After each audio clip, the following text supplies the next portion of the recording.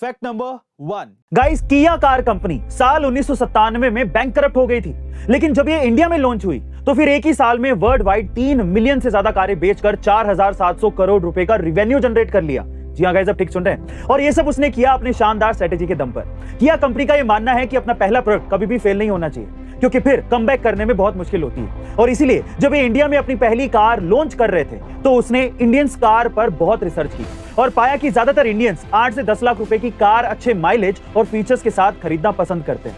तब जाकर उन्होंने एक मिनी एसयूवी लॉन्च की जिसका नाम था किया सेल्टोस, जिसने पहले ही दिन 6,000 बुकिंग उठाई और अगले 3 महीने में टोटल 85,000 बुकिंग उठाई और सारी कार कंपनियों के होश उड़ा दिए। और महज 2 साल के अंदर किया इंडिया की टॉप 5 कार कंपनियों में शुमार हो गई। गाइस, किसी भी बिजनेस को सक्सेसफुल बनाने के लिए स्ट्रेटेजी बनाना बेहद जरूरी है। फैक्ट नंबर 2 गाइस, पाकिस्तान में लगातार बढ़ रही महंगाई ने हाहाकार मचा दिया है। और इस महंगाई का अंदाजा आप इस बात से लगा सकते हैं कि घरों में यूज होने वाले एलपीजी सिलेंडर की कीमत 12,000 रुपए से भी ज्यादा हो गई है। जी हाँ गाइस, अब ठीक सुन रहे हैं। और पाकिस्तान में एक आम आदमी के लिए घर चलाना तो छोड़िए, घर का चूल्हा जलाना भी मुश्किल हो गया है। लोगों का कहना है कि हमारे पास आटा तो है, लेकिन उसे पकाने के लिए सिलेंडर ही नहीं है।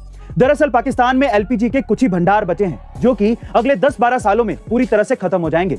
इस वजह से एलपीजी की कीमतें बढ़ती जा रही हैं। वहीं एलपीजी के आयात की बात करें तो पाकिस्तान पर पहले से ही बहुत ज्यादा कर्ज है, तो वो दूसरे देशों से एलपीजी का आयात नहीं कर सकता।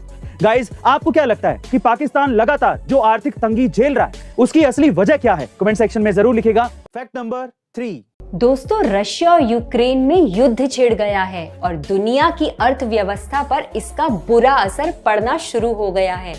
सबसे पहले कच्चे तेल के दाम 8 सालों में यानी 2014 से सबसे ऊंचे स्तर पर हैं। ईंधन की कीमतों में वृद्धि से लगभग हर वस्तु के मूल्य पर भी प्रभाव पड़ेगा। कोरोना से पहले ही जूझते दुनिया भर के सेंट्रल बैंकों के लिए ये युद्ध अब एक और बड़ी मुसीबत बन सकता है। यूरोप पहले ही अपनी लगभग 40% प्राकृतिक गैस के लिए रूस पर निर्भर है।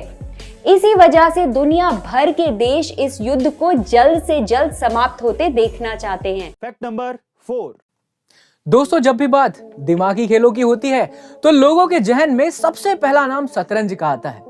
शतरंज दुनिया के सबसे ज्यादा दिमागी कसरत कराने वाले खेलों में से एक है। इस खेल का आविष्कार भारत में हुआ था।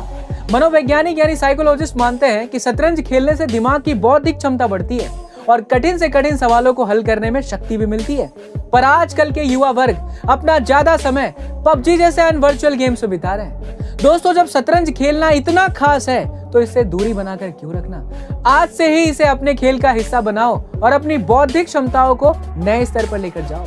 इसके बारे में आपका क्या ख्याल है? कमेंट सेक्शन में जरूर बताइए और ऐसे ही अमेजिंग इन्फॉर्मेटिव वीडियोस के लिए हमें लाइक शेयर सब्सक्राइब करना ना भूलें।